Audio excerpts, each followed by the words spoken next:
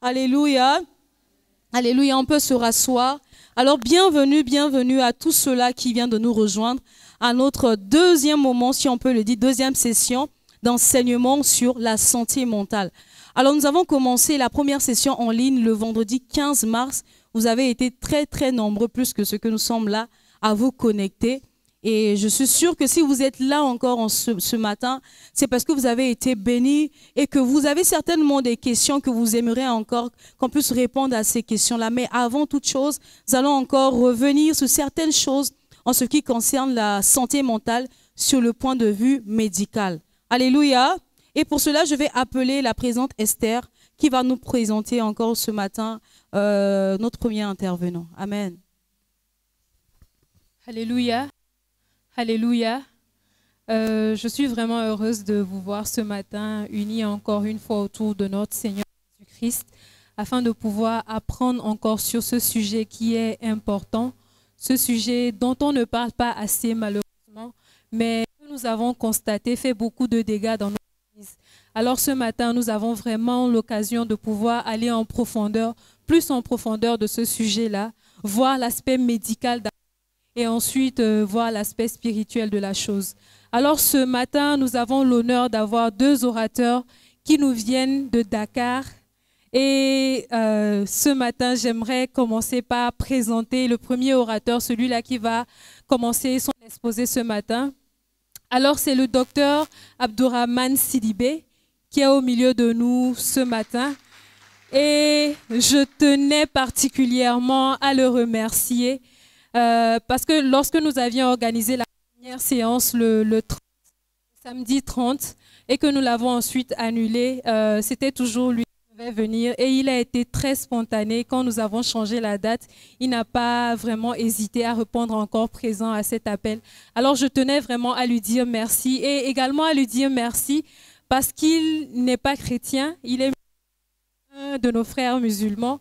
Mais quand même, il est en carême, mais il est là avec nous ce matin. Et c'est vraiment pour, encore une fois de plus, dire comment ces deux religions-là nous travaillons d'un commun accord. Alors, est-ce que vous pouvez acclamer encore notre docteur, le docteur Abdourahmane Sidibé, encore ce matin, pour sa présence au milieu de nous? Alors, le docteur Abdourahmane Sidibé, il est psychiatre à l'hôpital Fann de Dakar et il a fait le trajet ce matin pour être avec nous. Alors, je tenais encore une fois de plus, sous vos acclamations, veuillez bien accueillir le docteur Abdourahmane Sidibé qui va nous présenter encore sur la santé mentale.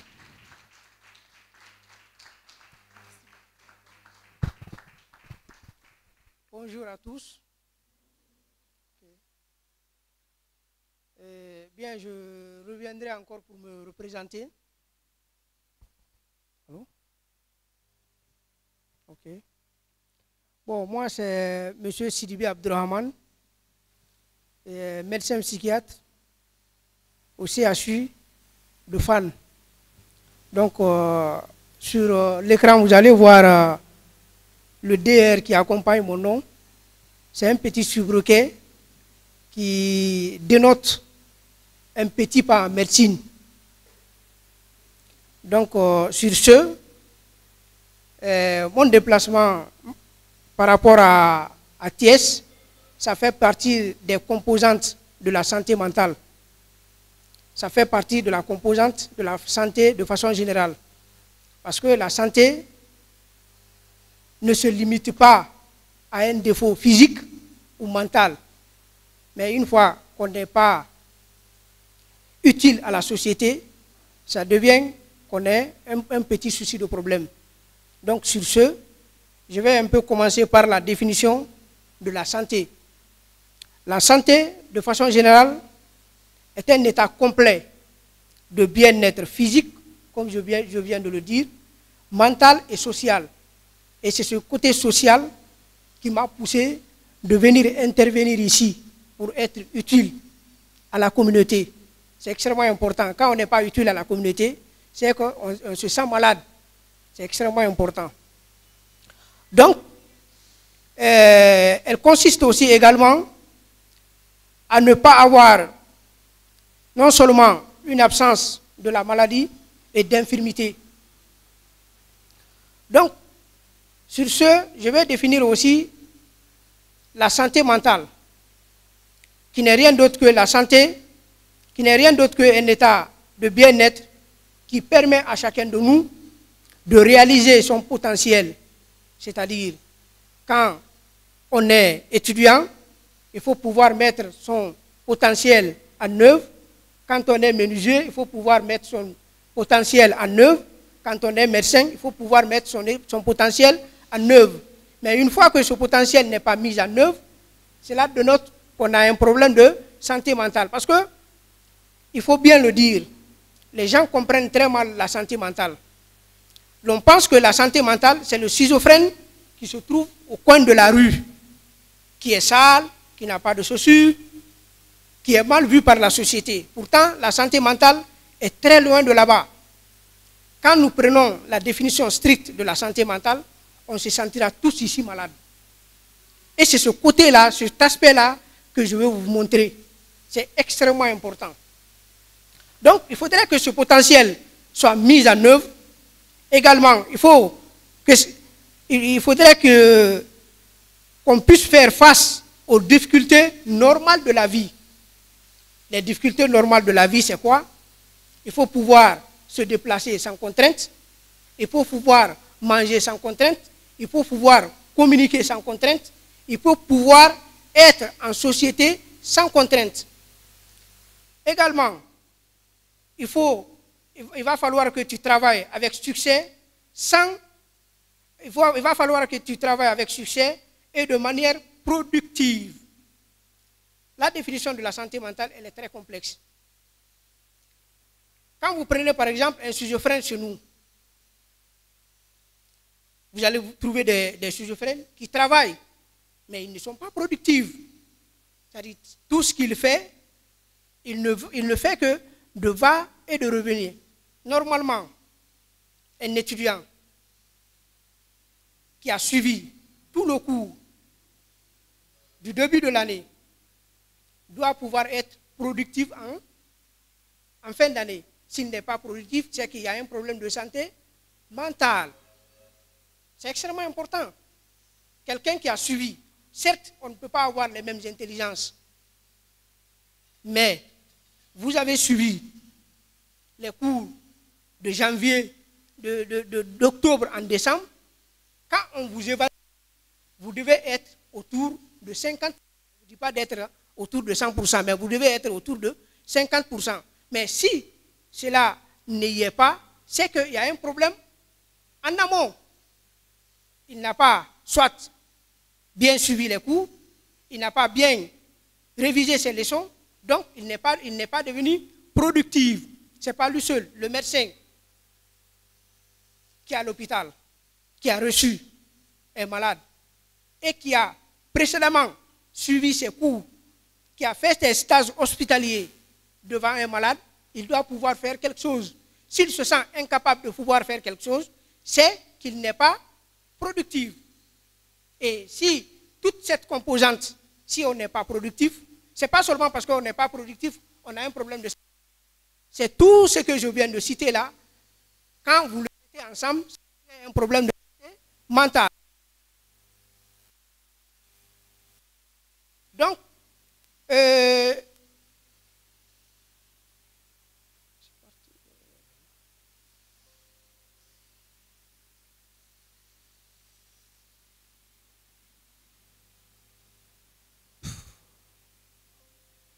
d'accord. Donc, la présentation d'aujourd'hui va porter sur 3 aspects, à savoir le stress, le burn-out et la dépression. Et ces 3 composantes se suivent. L'un entraîne l'autre et l'autre entraîne le troisième. Donc nous allons commencer par le stress et nous allons évoluer en fonction du plan suivant que vous avez devant vous. Donc nous allons commencer par la définition du stress. Le stress qui désigne une tension nerveuse qui est contraignante à l'organisme face à une situation redoutable. Ça peut être un événement soudain, un traumatisme, une situation forte ou un bruit. Je reviens un peu sur la définition par rapport aux explications. Quand nous disons que le stress désigne une tension nerveuse, cette tension nerveuse, c'est quoi? Face à une stimulus. Quand vous dites par exemple à un étudiant, demain, à un candidat au baccalauréat, demain c'est les résultats. Qu'est-ce qui se passe? Qui a fait le bac? Ici? Quand on vous a dit demain c'est les résultats, vous pouvez me décrire un peu dans quel état vous étiez? Stressé. C'est ça le stress. C'est la réaction de l'organisme face à un stimulus. Donc, c'est ça, ce stimulus qu'on évoque ici. Ça peut être un événement soudain de la vie. Quelqu'un qui se trouve dans un carrefour, subitement, il assiste à un accident mortel. Après, il quitte, il va à la maison. Quelque temps après, 2 ans, 1 année après, il revit la même scène. Et c'est comme si l'événement s'est produit le même jour. Et il va assister, ce stress-là, c'est-à-dire l'organisme qui avait réagi devant cet événement, c'est la même réaction de l'organisme qui se produira lorsqu'il y a ces événements de reviscence. Évidemment, il y a des traumatismes aussi. Un exemple de traumatisme, généralement, ça se passe dans les couples.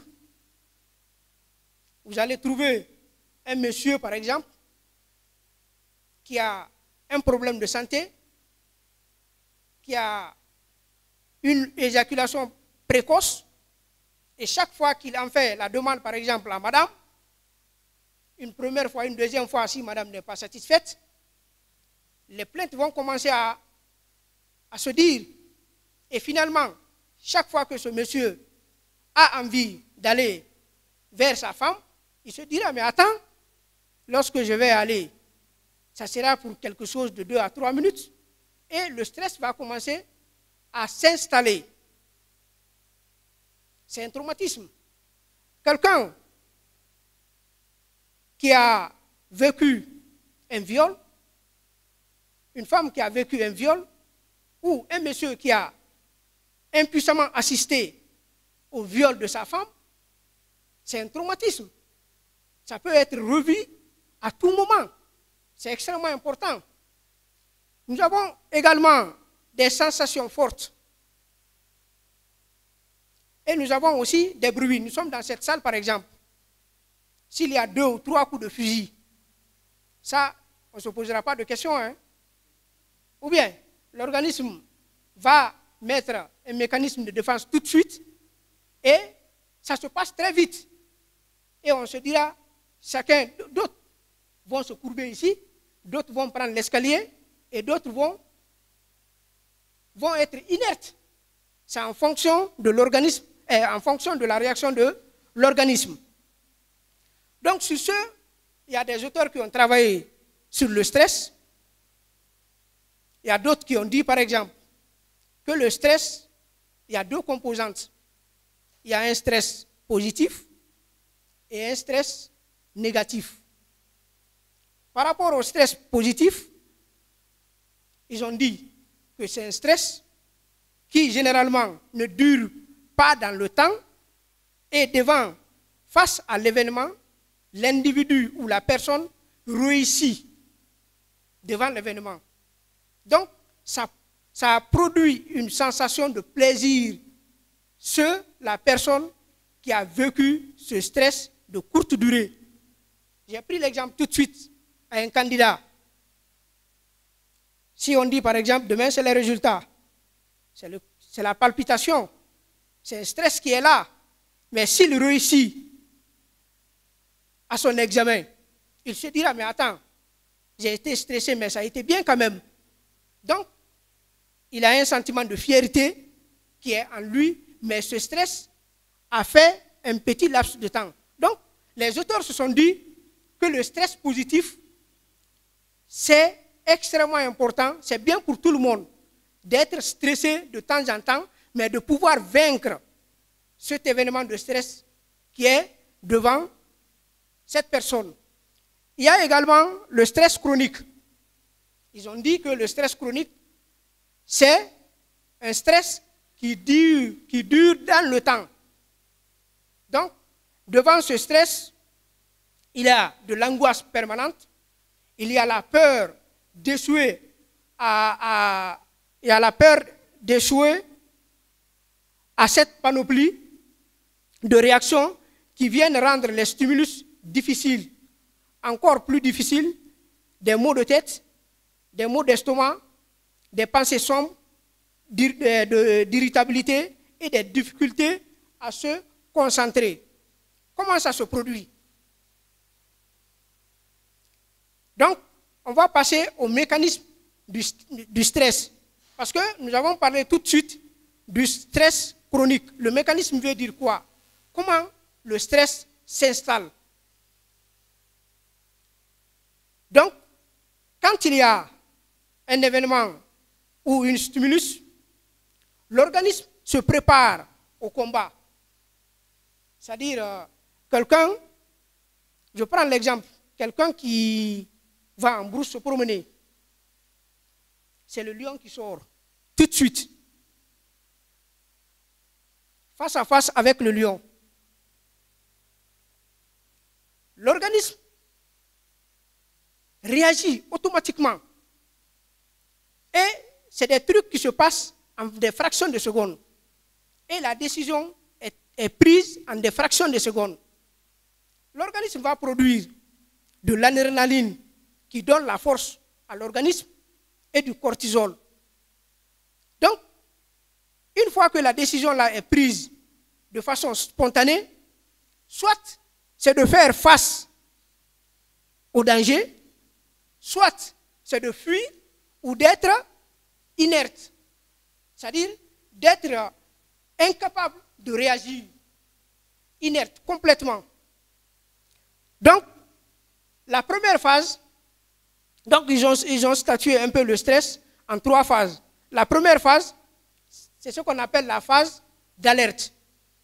Dans cette phase, l'organisme met en jeu toutes les sources pour faire face à la situation. C'est ce que je vous ai expliqué. Il y a une production hyper de l'adrénaline et du cortisol qui va permettre à l'organisme d'avoir suffisamment de force. Quand on dit à quelqu'un, par exemple, de courir d'ici à 1 kilomètre et il y a un danger derrière lui de courir d'ici à 1 kilomètre, s'il courait simplement, sans contrainte, sans danger, peut-être il va faire 30 minutes. Mais s'il y a un danger, il le fera en 5 minutes. Pourquoi? C'est parce que l'organisme a réagi et a produit de l'adrénaline qui est la force pour l'organisme et du cortisol. Donc ça c'est la phase d'alerte. C'est comme si on est alerté. Il y a un danger, on est automatiquement alerté et puis on prend une décision. Également, il y a la phase d'adaptation ou de résistance. Dans cette phase, l'organisme lutte face à une situation difficile. La phase d'alerte, on est alerté. Le cortisol, l'adrénaline est déjà produite. Et la phase d'adaptation, l'organisme essaie de faire face à la situation. Soit si c'est de courir, si c'est d'être inerte, s'il y a une surproduction de l'adrénaline ou du cortisol. Donc, et enfin, nous avons la phase d'épuisement, où l'organisme est dépassé par la situation. Comment est-ce que cette phase se produit? Si la même situation se reproduise plusieurs fois, la même quantité de cortisol produite, finalement, ça n'aura plus d'effet. Et si ça n'a plus d'effet, ça s'épuise. Je prends un exemple tout de suite. Dans un couple, un monsieur qui a une situation comme ça, au lieu que la femme remonte le moral, et si elle est là à blâmer, au bout d'une année, 2 ans, 3 ans, finalement, le monsieur sera épuisé. Et chaque fois qu'il veut en demander à sa femme, il y a, même si il y a du stress qui est là, et une quantité d'adrénaline et de cortisol est produite, mais ça ne fait aucun effet. Vous allez voir, quand on accule par exemple quelqu'un, vous l'acculez, finalement il n'a plus peur de vous. Papa est méchant, attendez, papa vient, hein? Une fois, 2 fois, 3 fois pendant des années. Finalement, ben, il n'a qu'à venir, après il va me manger, je n'ai plus peur. Parce que l'adrénaline et du cortisol qui sont produites, ça atteint une phase d'épuisement. Le gars n'a plus peur. Vous comprenez? Donc, nous allons passer un peu aux facteurs du stress. Il y a 2 grands facteurs. Il y en a beaucoup, mais bon, on va un peu survoler. Il y a les facteurs héréditaires. Quand on dit héréditaire, quelque chose qui a été pris chez les parents ou quelque chose qui a été transmis par la descendance. Donc, le stress a une partie héréditaire. Une maman qui est enceinte et qui, chaque fois, est blâmée ou est face devant des situations qui la rendent stress, vous n'êtes pas sans savoir qu'il y a une répercussion sur le fœtus qui est en elle. Hormis ça aussi, une maman ou un père qui est devant des situations stressantes dans sa famille, vous pensez que les enfants vont rester indifférents? Jamais.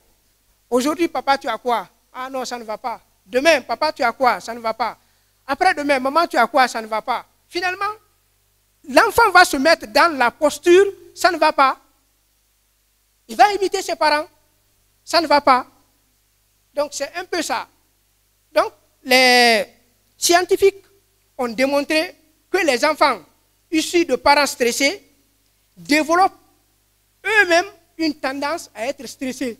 C'est des élèves, c'est des parents, c'est des enfants que vous allez voir, par exemple, dans les regroupements sociaux, par exemple, à l'école, toujours timide. Tout ce que les autres font, ça ne l'intéresse pas, parce qu'il est issu d'un milieu stressé. Nous avons le stress, les facteurs environnementaux, les relations avec l'autrui, les contacts sociaux, l'éducation, certains événements dans la vie, c'est-à-dire le deuil, la séparation, le licenciement, peuvent être les réactions également au stress. Un monsieur, par exemple, qui travaille bien, il gagne bien sa vie, ses enfants sont à l'école, il dépense bien, un matin, il entend qu'il est licencié. Vous pensez qu'il va être indifférent? Il ne sera pas indifférent. Quand on vous annonce le décès d'une personne chère, vous pensez que vous allez être indifférent?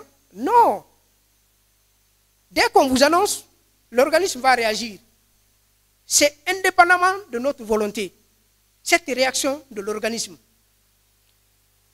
Quand nous prenons par exemple les relations entre nous et autrui,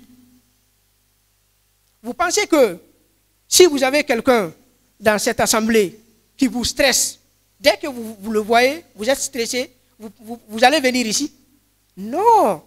Même si quand vous venez, c'est la fuite du regard. Il vous regarde, non. Il vous regarde, non. Finalement, attends, mais je ne vais plus là-bas. Chaque fois que je vais, c'est des palpitations. Donc, on doit avoir des bonnes relations entre nous. Ça nous amène à se revoir. Ça nous amène à être ensemble. C'est extrêmement important. Nous avons également l'éducation. L'on ne dira pas que les enfants doivent partager tous avec nous. Mais un enfant doit comprendre, quand papa est là, je ne suis pas stressé. Quand maman est là, je suis épanoui. Et partout, quand il va, il sera épanoui. Mais si c'est le foyer ou le foyer familial qui lui rend stressé, vous pensez que cet enfant va être épanoui ailleurs? Ce n'est pas possible. Donc, nous allons énumérer un peu les principales causes du stress. Il y en a plein, hein, mais on a cité un peu. À savoir, la surcharge au travail. C'est un facteur de stress professionnel le plus représentatif. Bon, les chercheurs, généralement, ils se sont basés sur le milieu professionnel. Mais moi, je vais aller un peu élargir parce que j'ai fait des recherches sur le milieu familial. Vous n'êtes pas sans savoir qu'il y a le stress qui concerne également le couple. Donc, la surcharge du travail, c'est quoi? Vous partez au travail, vous voulez tout faire en un laps de temps. On vous a donné, par exemple, vous partez au travail de 8h à 14h. Ce que vous devez faire de 8h à 14h, vous voulez faire le double de ça. Si vous le faites, dès au prime abord, vous avez pris cette décision, vous êtes stressé par rapport à quoi? Au temps imparti. Vous êtes stressé. Donc, nous avons les difficultés relationnelles, comme je vous ai dit. C'est la peur de s'affirmer peut générer du stress. Quand une personne dans cette assemblée stresse un membre, dès qu'il y a convocation de réunion, de se réunir, il ne va pas penser, la personne stressée ne va pas penser ce qu'on va aller me dire, mais comment Paul ou Pierre va me regarder. Le stress commence à s'installer. Vous voyez? C'est des choses qui s'enchaînent. Nous avons également les problèmes financiers. Ça, je n'en dirai pas. Si on n'a pas d'argent et qu'on est face aux dépenses, on est stressé quand même. Nous avons l'école. C'est une source de stress. C'est une source de stress, mais qui a une cause bien légitime. Le stress à l'école, c'est bien légitime.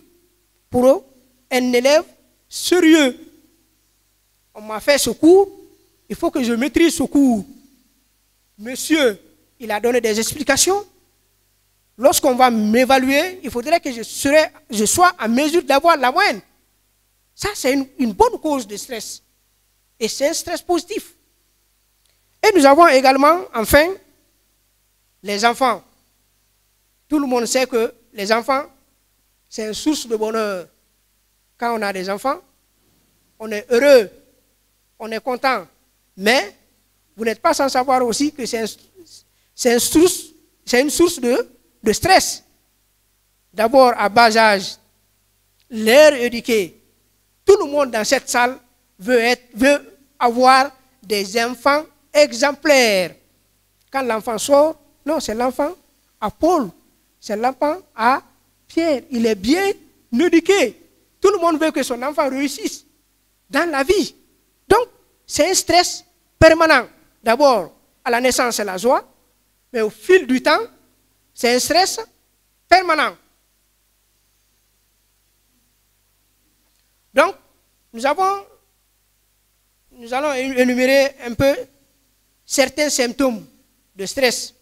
Donc, lorsque le stress apparaît, il se manifeste sous plusieurs aspects. nous avons les symptômes psychiques qui se passent au niveau du psychisme. Donc, ces symptômes peuvent être une irritabilité. Quelqu'un qui est stressé à tout moment est permanemment énervé. Même si vous le saluez, il dit, mais attends, pourquoi tu me salues? Tu lui donnes de l'argent, mais attends, tu veux te foutre de moi? Mais j'ai de l'argent là. Donc, il est permanemment irritable. Il est à tout moment sur ses gardes. Ça, c'est le psychisme. Parce qu'il a développé un mécanisme de défense. Depuis, il est permanemment stressé. Il a développé un mécanisme de défense. Même si vous lui posez des actes positifs, le mécanisme de défense ne lui permet pas de réagir positivement. Il va réagir de façon négative. Donc, nous avons une agitation. L'agitation, ce n'est pas dans le vrai sens du terme. Hein. Je vous ai toujours dit, quelqu'un qui est permanemment stressé n'est jamais tranquille. Il est toujours en mouvement. Soit il est un peu gelé, il se lève, il va quelque part, il revient pour échapper au regard. Il y a une anxiété permanente et d'inquiétude. Une personne stressée a permanemment peur, mais il ne sait pas de quoi il a peur. Il a permanemment peur. C'est ça l'anxiété, mais il ne sait pas de quoi il a peur. Nous avons des ruminations mentales. C'est la personne qui est là, qui est stressée. Il ne fait que faire des calculs dans sa tête. Il est là, mais il ne suit personne. Il est dans son monde, dans sa tête. Il ne fait que faire ses petits calculs. C'est ça la rumination. C'est des petits calculs en permanence. Ça ne cesse pas. Donc, il y a également un besoin de vérification ou de contrôle. Je vous ai dit ici, une personne stressée se doute de tout le monde. Une personne stressée ici, je viens tout de suite, je dis à l'autre, viens moi, je fais quelque chose comme ça, sous ses oreilles. Celui qui est stressé, de l'autre côté va dire, mais attends, ils sont en train de parler de moi là. Vous voyez? Donc, la personne est en permanence doute. Nous avons également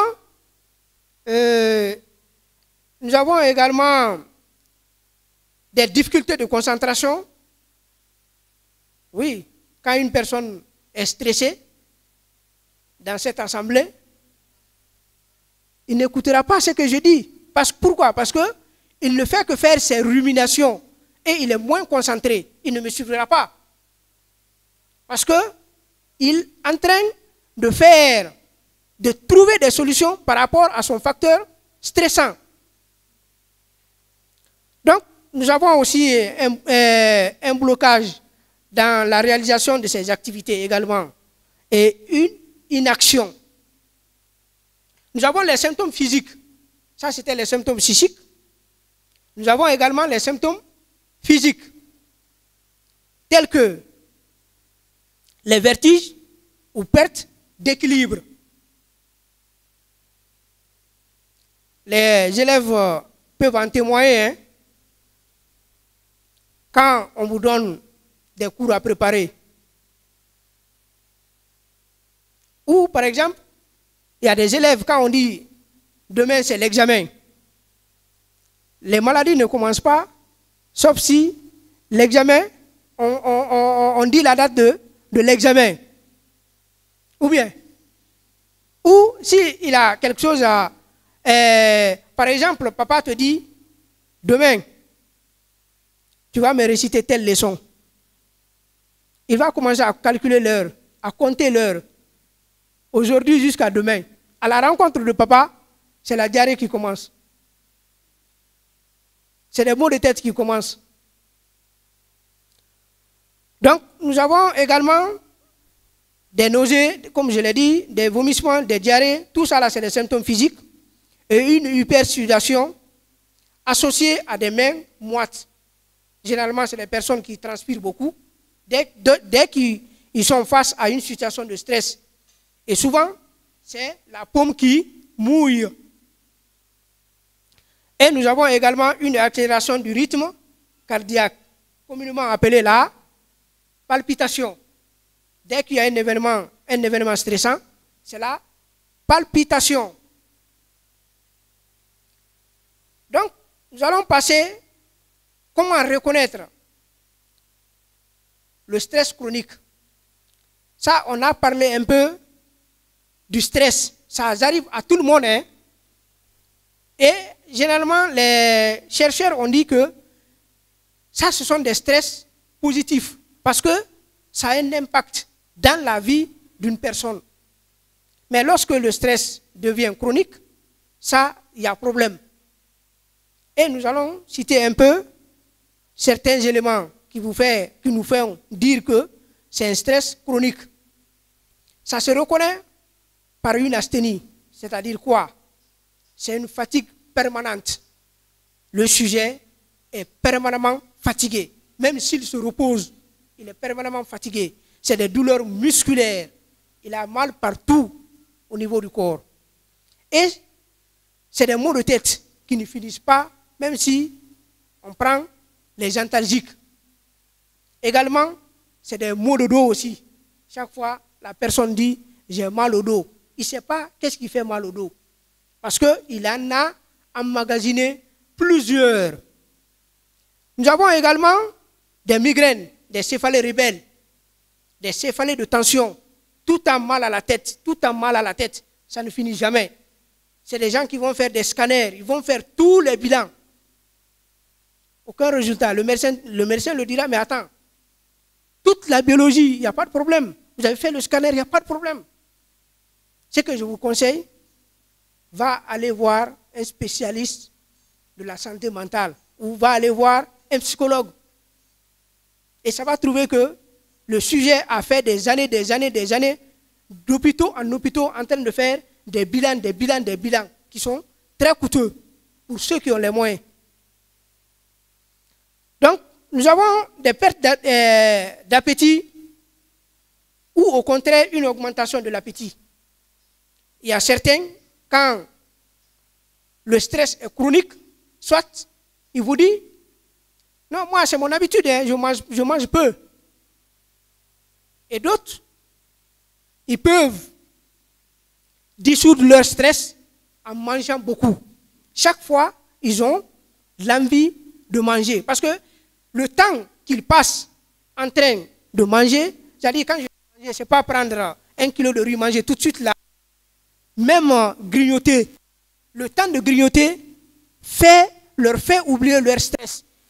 Concentrer sur ce qu'ils sont en train de faire. Donc, nous avons également des troubles de sommeil. Une personne stressée a permanemment des troubles de sommeil. Et ces troubles de sommeil peuvent aller jusqu'à une insomnie totale. Généralement, c'est des personnes, quand ils se couchent, ils ont du mal à retrouver le sommeil.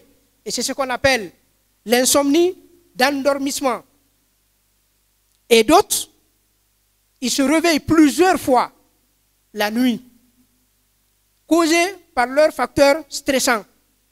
Et c'est ce qu'on appelle ici l'insomnie multiple, à réveil multiple. Et d'autres, même s'ils arrivent à avoir le sommeil, mais très tôt, ils sont sur pied. À 4 heures du matin déjà, ils se sont réveillés. C'est ça l'insomnie à réveil précoce. Mais c'est des choses qui ne s'installent pas du jour au lendemain. C'est ce qu'on vous a dit depuis au début. Le stress chronique, ça prend du temps. Ça peut aller 4 ans, 5 ans, 6 ans, 10 ans, ça dépend. Mais ça prend du temps.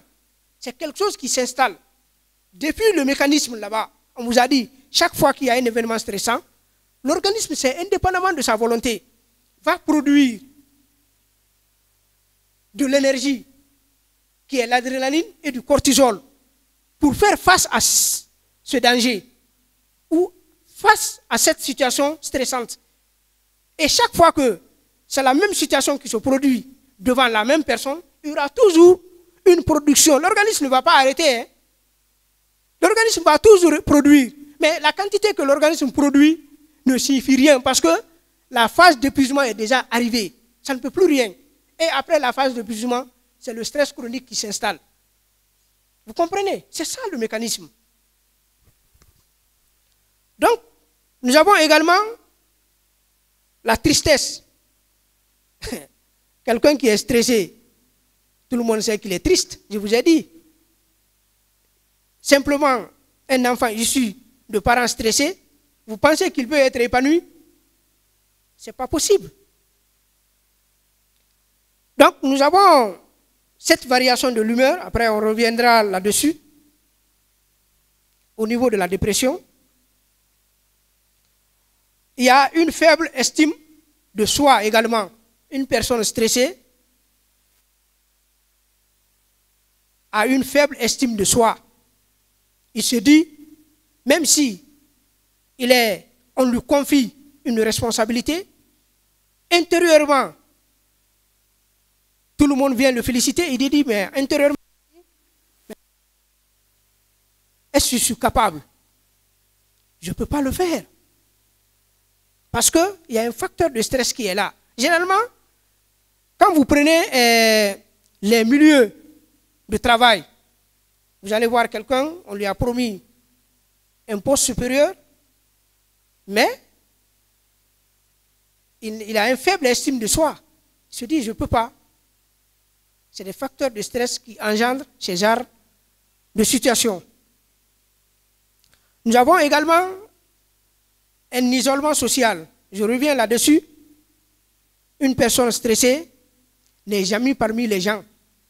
Cette assemblée, par exemple, je prendrai toujours l'exemple. Une personne stressée, dès qu'on convoque une réunion, avant de se dire qu'est-ce qu'on viendra me dire là-bas, lui, c'est son facteur de stress qui vient en tête. Donc, finalement, quand le stress est chronique, il va s'isoler des autres pour ne pas éveiller son facteur de stress. Il y a des difficultés relationnelles. J'en ai donné l'exemple. Entre deux couples, entre l'homme et sa femme, si ce facteur de stress demeure et qu'on n'en discute pas, il y aura toujours une difficulté. Généralement, c'est des hommes que vous voyez très nerveux. Il a été blâmé la nuit. Quand son fils vient lui demander 500 francs le matin, papa, je vais à l'école. Mais attends, tu penses que je travaille à la banque? Pourtant, il a l'argent pour donner à son fils. Mais, comment s'est passée la nuit? Il y a un facteur stressant qui est là. Vous voyez? Mais attends, je travaille à la banque. Après quelques temps, ben attends, viens. Il lui donne l'argent. Mais, c'est ce ressenti qu'il extériorise ici. Et des femmes qui comprennent mieux en discutent. Donc, nous avons également des difficultés d'attention et de concentration. Je ne vais pas revenir là-dessus. Donc, comme toute chose, le stress également peut être prévenu. Pour prévenir le stress, il faut adopter une alimentation saine et équilibrée. Moins de sucre. Pour prévenir également le stress, il faut éviter ou limiter la consommation d'excitants. Ça peut être le café, il y a la caféine. Ça peut être le thé, ça peut être le tabac, l'alcool et d'autres. Également, pour éviter le stress, il faut pratiquer une activité physique régulière. Et l'activité physique régulière, je reviens là-dessus, peut être pratiquée à tout âge. Il ne s'agit pas de courir à vive allure. On peut faire des marches, mais dans un temps bien défini. Pour éviter le stress, il va falloir conserver un temps pour le sommeil, surtout un temps suffisant. Il faut bien dormir. Un adulte, dans les conditions normales, ne doit pas avoir moins de 6 heures de sommeil. Ce qu'on dit, c'est 8 heures de sommeil. Mais on doit pouvoir dormir au minimum 6 heures.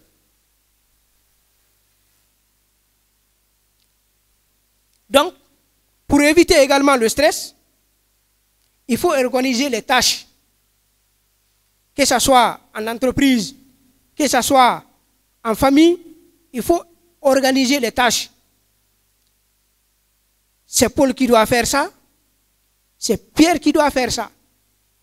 Chacun fait ses tâches en un temps partiel. Vous allez voir que si on se dit par exemple d'arranger cette salle, on dit à une équipe, vous prenez les chaises.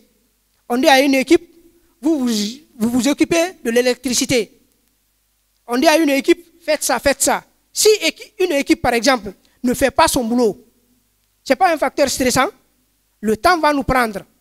Et il y a un facteur stressant qui s'installe. Également, il faut que... Ça peut être aussi à la maison et au travail à la maison. Il faut avoir aussi un planning. C'est extrêmement important pour éviter les facteurs, pour prévenir le stress.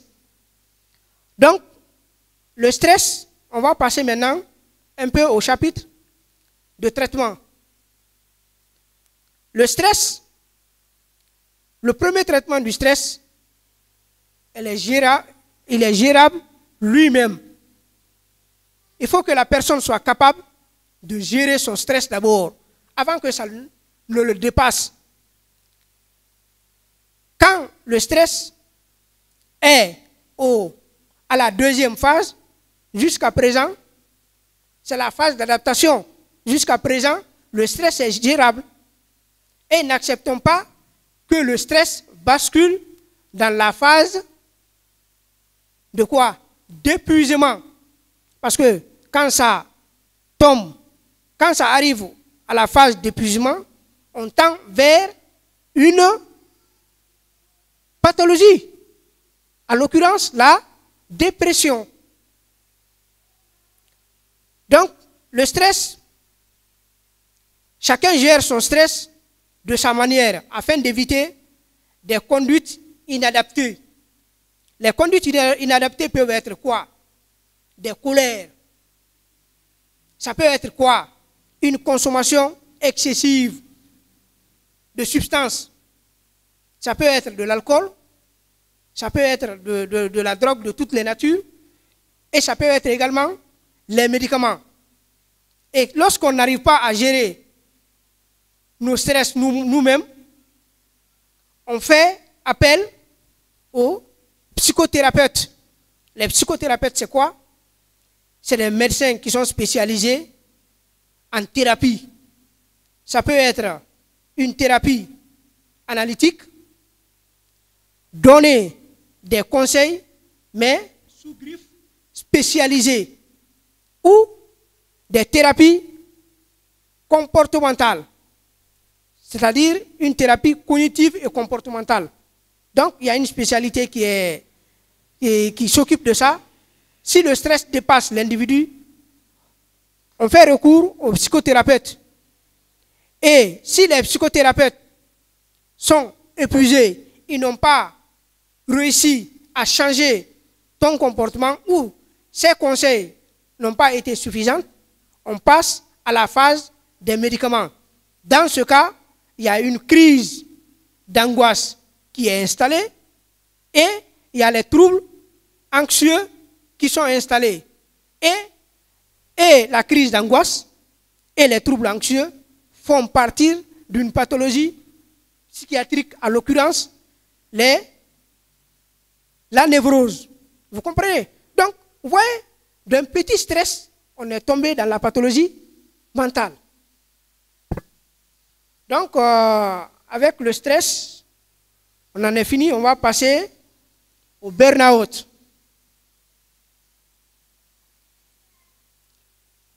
Donc, le plan qui est devant vous, on va procéder en fonction de ce plan, à savoir la définition, et on passe aux causes et facteurs de risque, on passe aux symptômes, la prévention également, le traitement.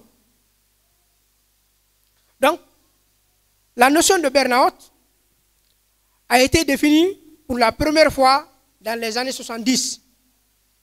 C'était pour décrire l'épuisement du travail des professionnels de santé et de soins. Il y avait des médecins à l'époque qui avaient constaté que ses collègues travaillaient excessivement au-delà de leurs capacités intellectuelles et physiques. Également, c'est un sobriquet anglo-saxon. Donc, il a essayé de travailler sur ça. Et son équivalent en français, c'est le syndrome d'épuisement professionnel. C'est quelque chose qui se passe beaucoup dans la société, mais qui est moins en parlé.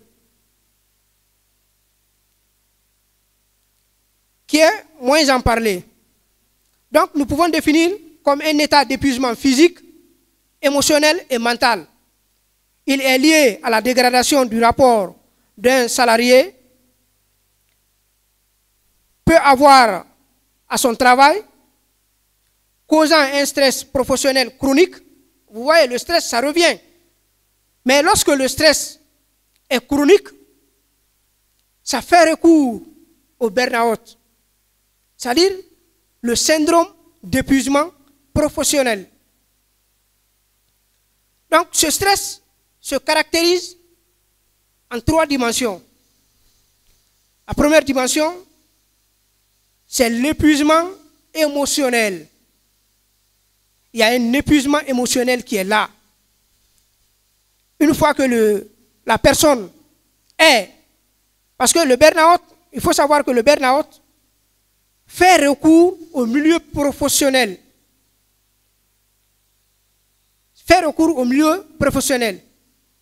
Uniquement au milieu professionnel. Mais bon, il y a certains qui ont pensé aussi également au milieu familial.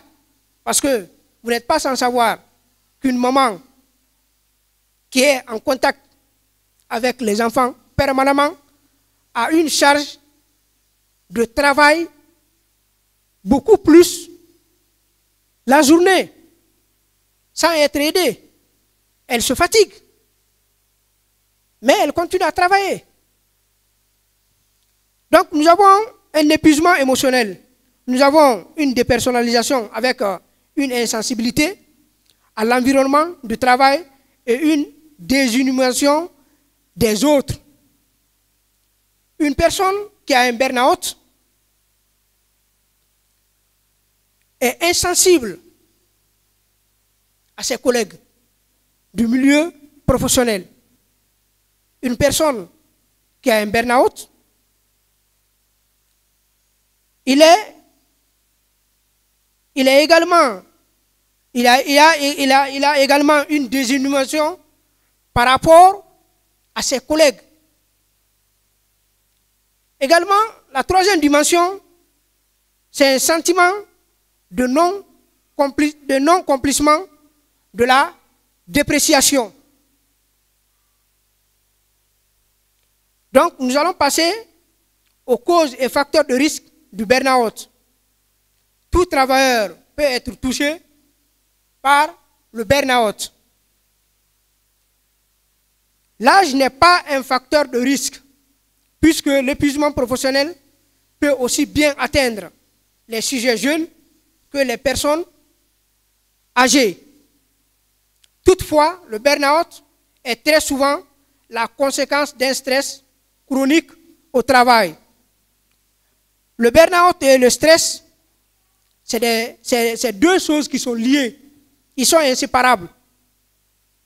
Bon, on sous-entend même le stress au travail au burn-out, c'est-à-dire un épuisement professionnel.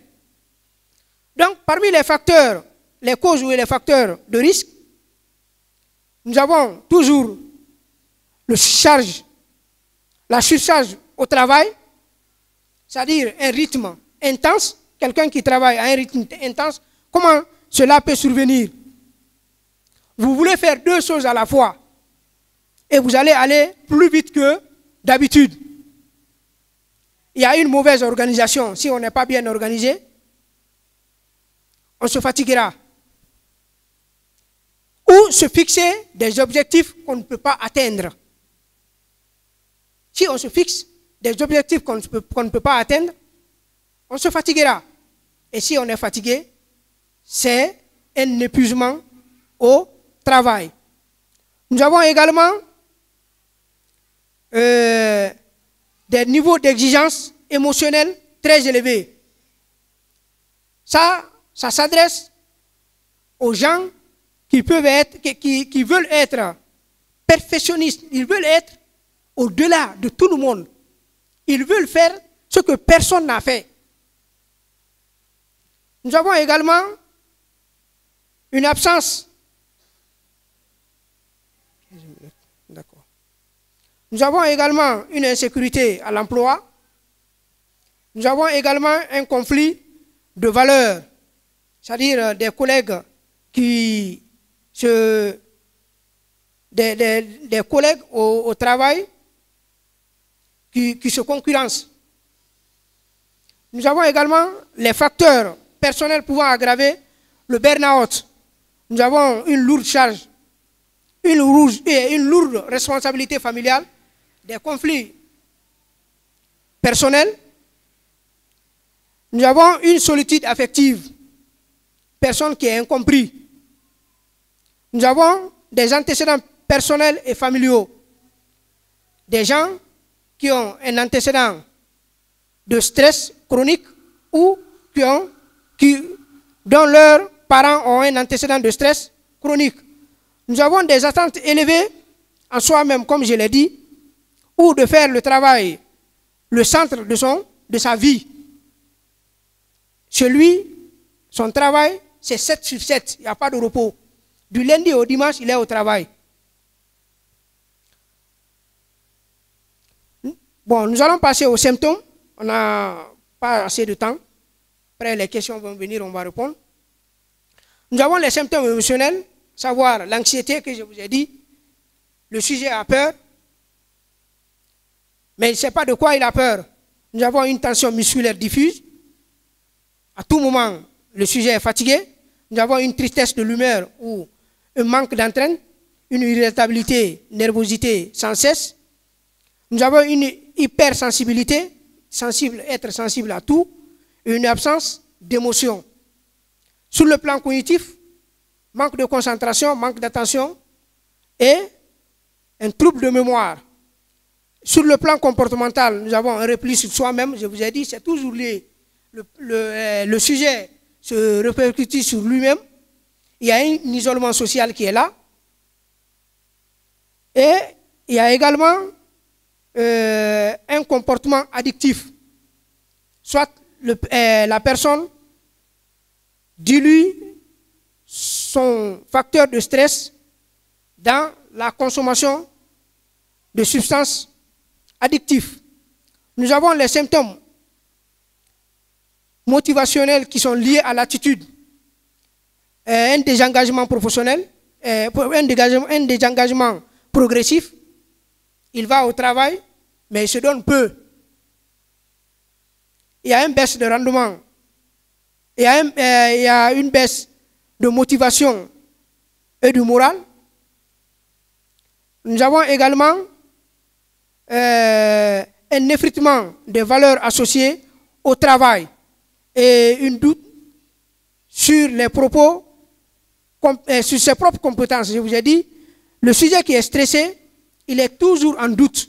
Mais sur le milieu professionnel, il doute par rapport à ses propres compétences. Même s'il est compétent, cette doute est toujours installée. Et nous allons passer un peu aux mesures de prévention. Les mesures de prévention sont de deux ordres. Nous avons les mesures collectives, si c'est le milieu du travail, et les mesures personnelles. Parmi les mesures collectives, il faut veiller à ne pas surcharger certains postes ou certains salariés. Donc, faire un travail équitable. Favoriser le soutien social et éviter l'isolement dans le milieu de travail. Évaluer également les contraintes du temps, c'est-à-dire donner un travail que le salarié peut faire dans un temps imparti. Informer et former les travailleurs sur le burn-out. Il faut que le travailleur, le salarié, soit informé par rapport à l'épuisement professionnel et qu'il soit formé par rapport à ça pour être mieux outillé. Bon, nous avons les mesures individuelles, discuter avec les proches les difficultés du travail. Quand vous quittez le travail, madame est là, vous l'exposez, ce que vous avez vécu, ta journée, ça vous apaise un peu. Nous avons être à l'écoute des symptômes physiques et psychologiques liés au stress. Les symptômes que nous avons cités plus haut, une fois que ces symptômes commencent à s'installer, vous êtes alerté par rapport au burn-out. Quelqu'un qui se sent tout le temps fatigué, il faut se dire que certainement c'est lié à mon travail. Discuter avec ses collègues et son supérieur de l'organisation du travail. Apprendre à dire non de temps en temps. Ne pas dire toujours au chef oui, oui, oui. Faire toujours ce que le chef veut faire. Non, des fois il faut dire au chef non, je ne peux pas. Donc, se réserver du temps pour soi et sa famille et ses loisirs. Donc, du point de vue traitement, comment s'organise la prise en charge? C'est le médecin du travail d'abord qui objective le burn-out, parce que lui, il ne peut pas traiter. Quand il met ça en évidence, il fait recours à un médecin psychiatre qui va poser le diagnostic, qui va dire que non, le sujet est atteint de burn-out. Et puis, on va mettre un traitement sur place. Mais ce traitement, il y a plusieurs volets, hein. Comme le temps nous a pris, après on expliquera ça dans les questionnaires. Donc un peu plus ramassé, je vais passer à la dépression. Donc ça serait comme le plan-ci. Donc la question de dépression, il faut savoir, il faut le comprendre sur l'angle de l'humeur. L'humeur, de façon ramassée, c'est un dispositif qui se trouve en nous, qui nous permet d'être content lorsqu'il faut et qui nous permet d'être triste lorsqu'il faut. Donc cette variation de l'humeur-là, c'est ce qu'on appelle l'humeur normale. Et chacun de nous le fait au cours de la journée. On vous dit une bonne nouvelle, vous êtes content. On vous annonce une mauvaise nouvelle, vous êtes triste. C'est ça l'humeur. On est content, on est triste. Mais on parle de dépression lorsque cette humeur se fixe sur un point. Sur un des deux pôles, quoi. Ça veut dire la pôle de dépression, la pôle de douleur ou la pôle de plaisir. Lorsque l'humeur se fixe sur un pôle pendant un temps, ça devient la dépression. Donc, nous allons passer aux différentes causes de la dépression. Ça peut être une maladie, hein, ou une addiction, un handicap par exemple, ou une maladie chronique. Quand on dit à quelqu'un, par exemple, tu es atteint de cancer, il sait que le cancer est inguérissable. Donc, il va aller de stress en stress, finalement, il va sombrer dans la dépression. Donc, nous avons également, la dépression peut être causée par la consommation des substances psychoactives. Pourquoi? Parce que, généralement, la plupart de ces substances sont dépressogènes. Quand vous prenez cette substance, ce qui fait qu'il y a ce comportement addictif. Parce que, quand l'individu consomme cette substance, ça régule son humeur. Il est content, il veut faire tout bien, il est normal. Mais lorsque, communément, ce qu'on appelle la gueule de bois, ça cesse, les stress vont commencer. On reboit. Et finalement, on tombe dans la dépression. Nous avons également les difficultés de la vie. Ça peut être perte d'emploi, décès d'une personne chère, ainsi de suite. Donc, nous avons les causes d'origine génétique qui sont actuellement mal connues. Si une personne a eu une dépression, ses descendants directs, ses enfants, ont 2 ou 4, ou voire même 6, plus de chances de faire une dépression. Donc, nous allons passer rapidement aux symptômes physiques et psychiques. Comme nous l'avons dit, c'est une perte d'intérêt, une indifférence pour les activités du quotidien. Quelqu'un qui aime par exemple le sport, s'il est déprimé, il n'a plus le goût. C'est que le sport lui produisait comme plaisir, il n'a plus le goût du sport. Donc nous avons une tristesse durable, une tristesse qui va dans le temps de 2 à 3 semaines. Nous avons une diminution de l'énergie. Nous avons dit, depuis le stress, la phase d'épuisement, il n'y a plus d'énergie. Donc nous avons également, toujours dans les symptômes physiques et psychiques, nous avons une perte d'estime de soi. C'est les trucs qui s'enchaînent. Nous avons des idées suicidaires. C'est ce qui est plus grave. Parce que lorsque la dépression atteint un certain niveau, la personne qui n'a plus envie de vivre, il se dit, mais je ne suis rien. Je ne suis pas capable. Mais la solution, c'est quoi? C'est de quitter. Il commence à mettre un plan. Et c'est là où ça devient très grave. C'est là où ça devient très, très grave. Après, les questions viendront. Hein. Bon, nous allons passer un peu à l'évolution.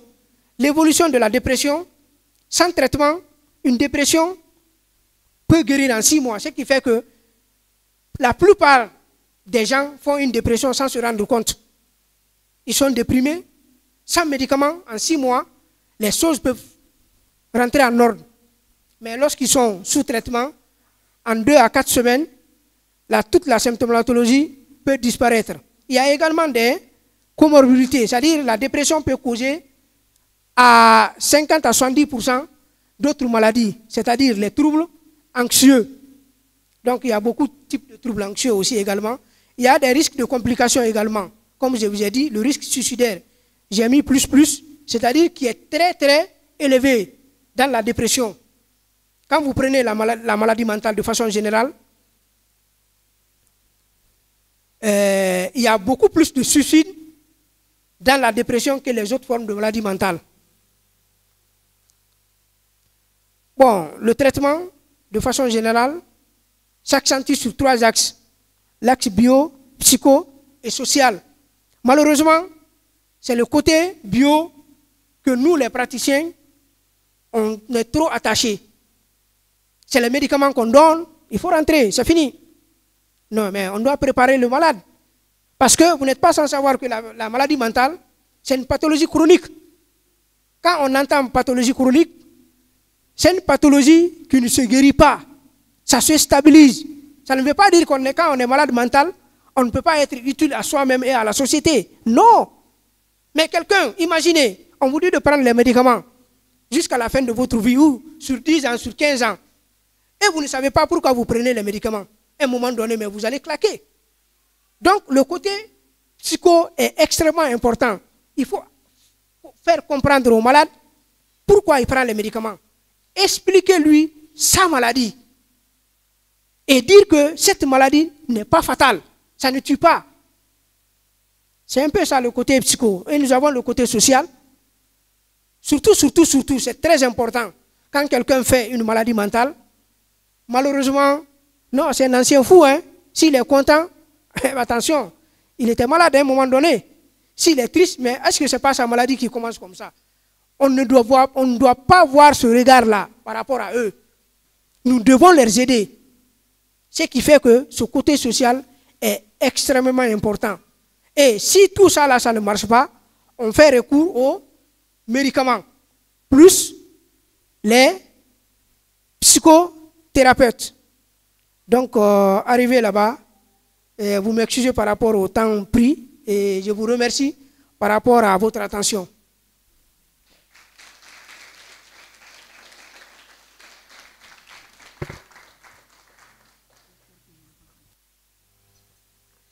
Alléluia. Non, est-ce qu'on peut encore acclamer le Seigneur?